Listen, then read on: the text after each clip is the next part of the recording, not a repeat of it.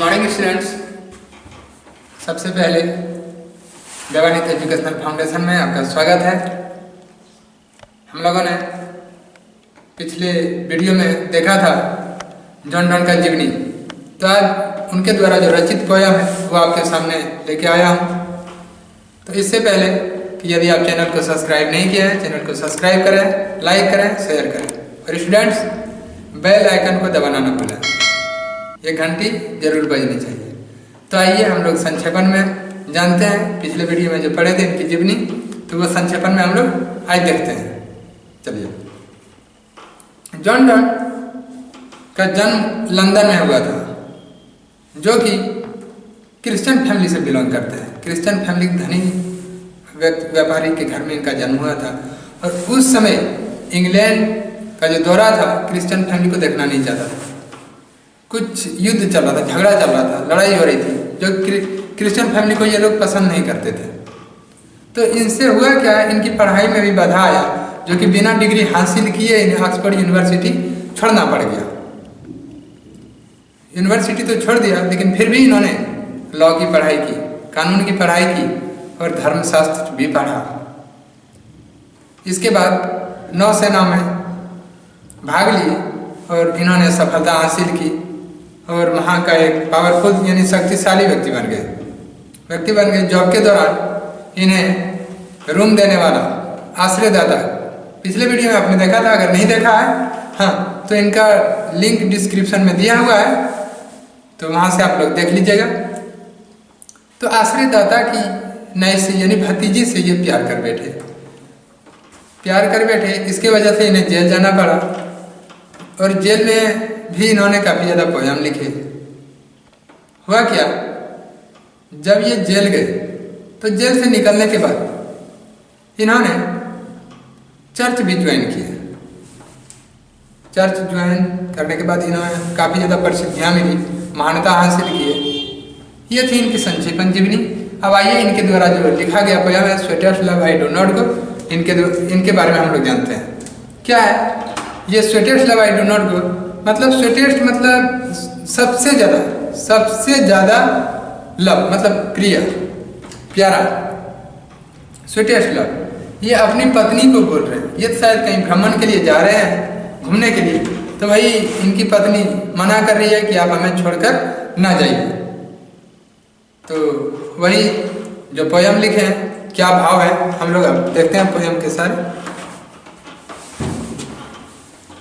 सबसे पहले जानेंगे स्टूडेंट्स, ये स्टेंजा, इसमें स्टेंजा होते हैं।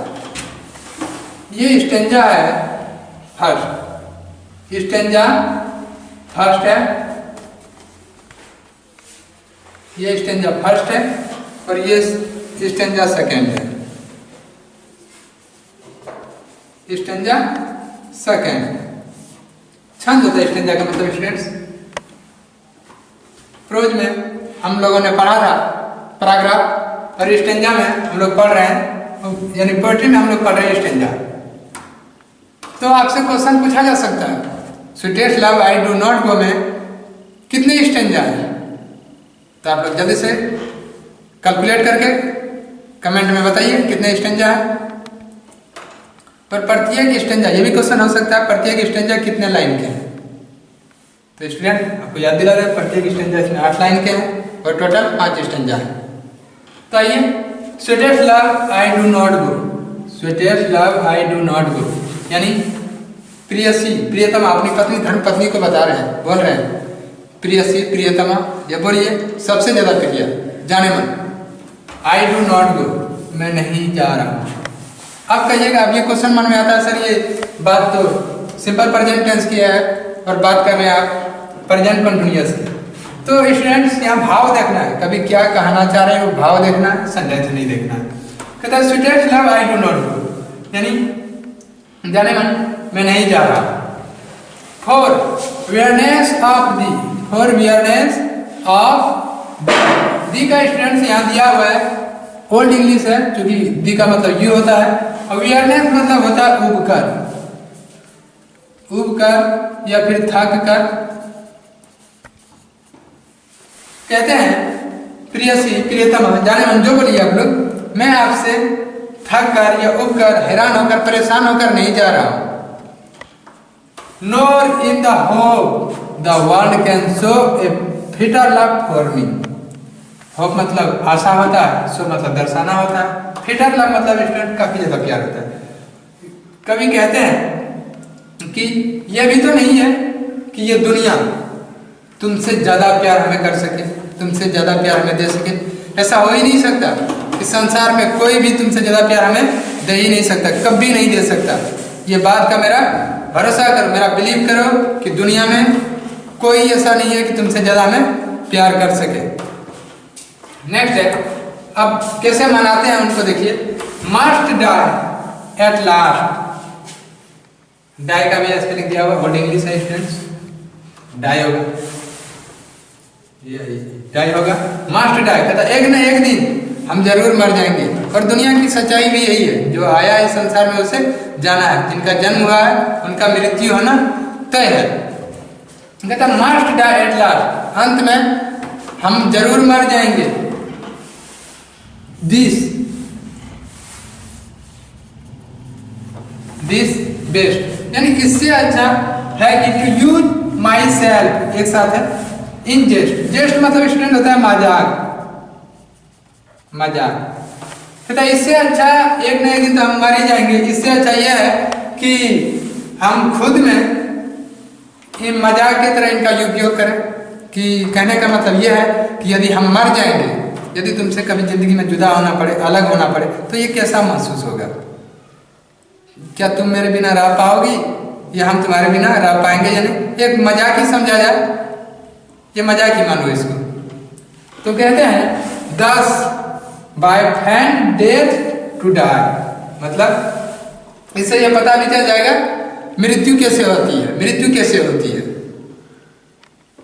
तो हम लोग एक बार फिर से देख लेते हैं students. Sweetest love I do not go for weariness of thee, मतलब प्रियसी प्रियतमा जाने मन, मैं तुमसे थक गया हूं या उब गया हूं इसलिए नहीं जा रहा हूं। और यह भी नहीं है कि दुनिया तुमसे ज्यादा प्यार कर सके, इसलिए भी नहीं जा रहा हूं। लेकिन मैं ये महसूस करना चाहता हूँ, मस्ट डाई एट लास्ट, अंत में हम लोग सब मर जाएंगे।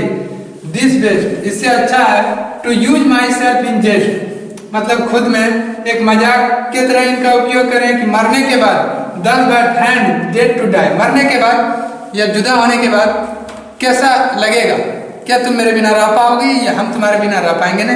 एक मजाक की तरह खेल भी हो जाएगा और हम घूम के भी चले आएंगे।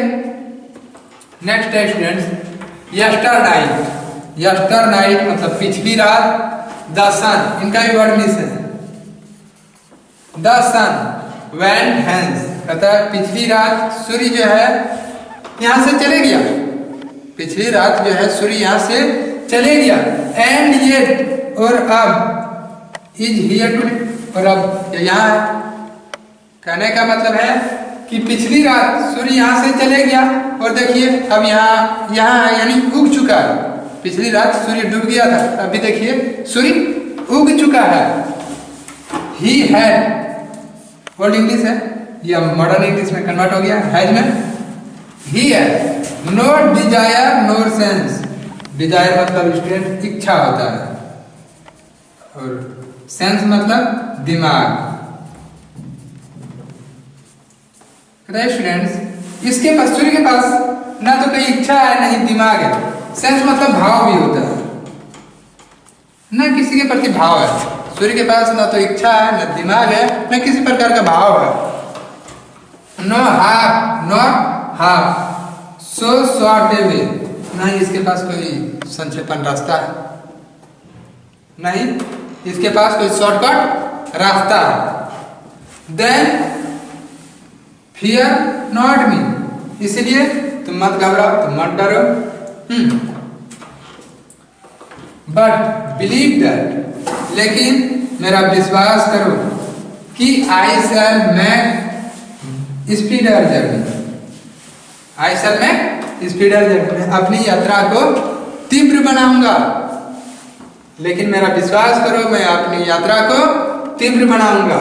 चूंकि since I take more wings and spurs than he, I take more wings and spurs than he, क्योंकि मेरे पास विंग्स मतलब स्टूडेंट्स पंख होता है, पंख, एंड स्पर्श देन ही, यानी कि मेरे पास यहाँ पंख नहीं चलेगा स्टूडेंट्स, उपाय कर दीजिएगा। एंड स्पर्श मतलब संसाधन होता है, कहता है I take more wings and spurs than he, मेरे पास मतलब काफी ज्यादा उपाय है और संसाधन भी है, किसकी अपेक्षा में? सूर्य की अपेक्षा में। मैं चाहूं तो आधे रास्ता से लौट के आ सकता हूं, इसलिए मैं जा रहा हूं। क्योंकि हमको ये आभास होना चाहिए कि हम दोनों यदि कभी लाइफ में अलग हो जाएं, अगर दोनों में से मृत्यु तो आनी है, एक एक करके आनी है, दोनों में से यदि कोई पहले मर जाते हैं तो कैसा ये लगेगा, ये कैसा महसूस होगा। तो वही बता रहे, अपनी पत्नी को समझा रहे और कहता है सूर्य के पास कोई इच्छा है नहीं है, कोई चाह है नहीं है, ना कोई किसी के प्रति कुछ भाव है, कि जैसे जाता है पूरब से घूमते घूमते पश्चिम में आके डूब जाता है, फिर पश्चिम से घूमते घूमते आके सूर्य मतलब पूरब में सूर्य क्या होता है? उग जाता है। तो इनके पास कोई शॉर्ट रास्ता नहीं है, लेकिन मेरे पास तो बहुत, इनकी अपेक्षा में बहुत सारे उपाय हैं, बहुत सारे संसाधन भी है और इससे काफी तीव्र में आ सकता हूँ। थैंक यू स्टूडेंट्स, आज हम लोग 2 स्टेंजा पढ़ेंगे, चूँकि वीडियो काफ़ी लंबा हो जाएगा, इसलिए नेक्स्ट वीडियो में हम लोग 3, 4 और 5 स्टेंजा देखेंगे, तीसरा स्टेंजा, चौथा स्टेंजा और 5वां स्टेंजा। तब तक के लिए धन्यवाद। यदि आपको फिर एक बार याद दिला देते हैं, चैनल को यदि सब्सक्राइब नहीं किए हैं तो आपसे रिक्वेस्ट है जल्द से सब्सक्राइब कर लें, ताकि आपका क्लास मिस ना हो जाए। शेयर करें और बेल आइकन को दबाना ना भूलें।